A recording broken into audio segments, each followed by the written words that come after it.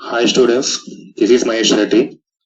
In this class, I am going to deal about serial communication basics, which is the first topic in Unit 5. And going to serial communication basics,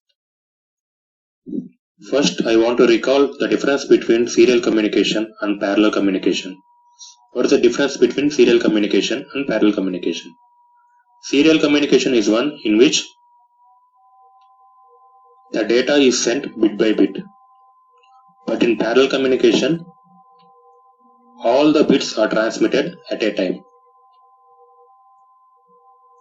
And let us see where parallel communication is used and where serial communication is used. See here. Within a microcomputer system, the data transfer is in parallel because it is the fastest method of transmission. Why it is faster? Because all the bits are transmitted at a time. And coming to the next point, but transferring the data over long distances through parallel communication requires too many wires. We require so many wires now. It is complicated and expensive. It's cost effective. You cannot lay that much of wires for long distances. This is the main drawback in parallel communication. So therefore, the data to be sent for long distances is converted into serial form so that it can be sent through single wire only. So what we are doing, we are transmitting data through single wire with the help of serial communication, and at the destination, the received serial data is again converted into parallel form so that it can be easily transferred on the microcomputer buses. This is the way the data is transmitted for longer distances through serial communication. And coming to the methods of serial data transmission, we are having three methods: simplex, half duplex and full duplex. And coming to the simplex, what is simplex communication? In this mode, the data is transmitted only in one direction over a single communication channel. We are having only single communication channel, only one wire, and the data is transmitted only in one direction. For example, CPU to CRT display is one-way communication. Keyboard to CPU is also one-way communication. Next, radio signals. Your radio broadcasting. All India Radio is also simplex communication. You will transmit the data. We will listen to that data. Can see here the transmitter is transmitting the data and receiver is receiving the data. Only one-way communication. And coming to the half duplex communication, in this mode the data is transmitted in both directions, but one direction at a time only.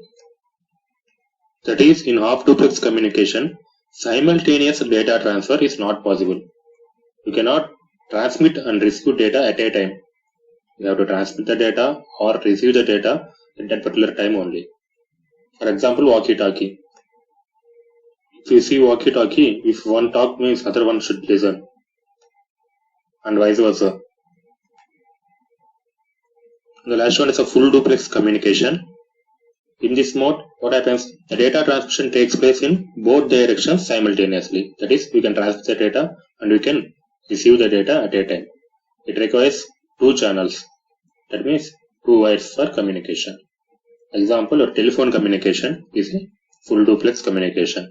You can hear and you can speak at a time in your telephone.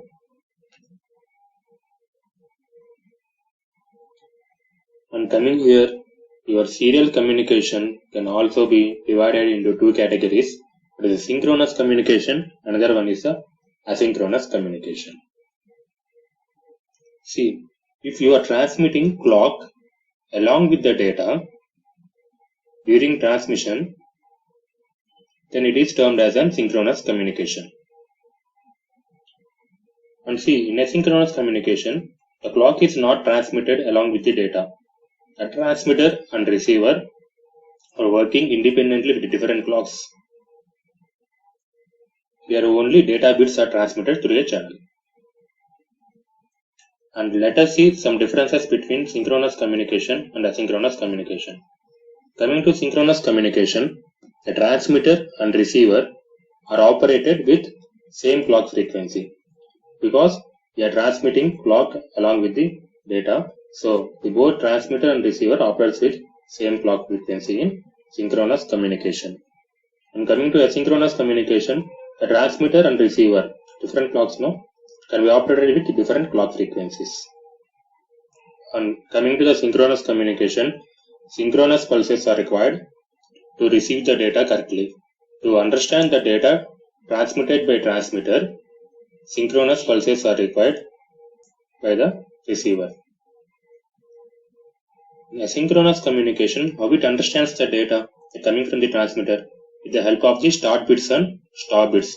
The transmitter will transmit start bits and stop bits. See here, start bits and stop bits along with the data. With the help of these start bits and stop bits, the receiver will understand this is the start of the data and this is the end of the data and this is the data bits required.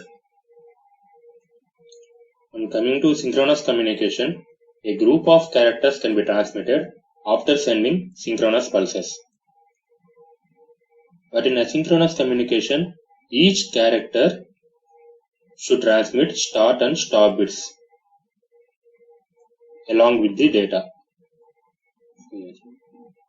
And coming to synchronous communication, where it is used in high-speed data transmission, where the high speed is required for data transmission, and asynchronous communication is used for low-speed data transmission.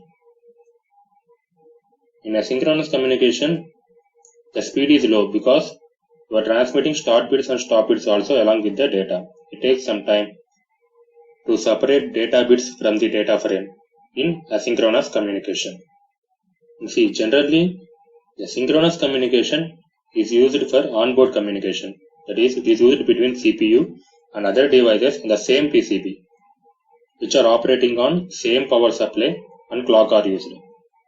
And coming to asynchronous communication, it is used to transfer data between two separate devices.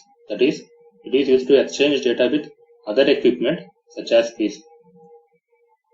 That is from one module to another module. And coming to examples, in synchronous communication, these two protocols are, these two protocols SPI and I2C are synchronous protocols. Serial Peripheral Interface and Inter-Integrated Circuit. These two protocols are synchronous communication protocols. And UART, Universal Asynchronous Receiver Transmitters. As the name indicates, it is an asynchronous communication protocol. UART is a asynchronous communication protocol.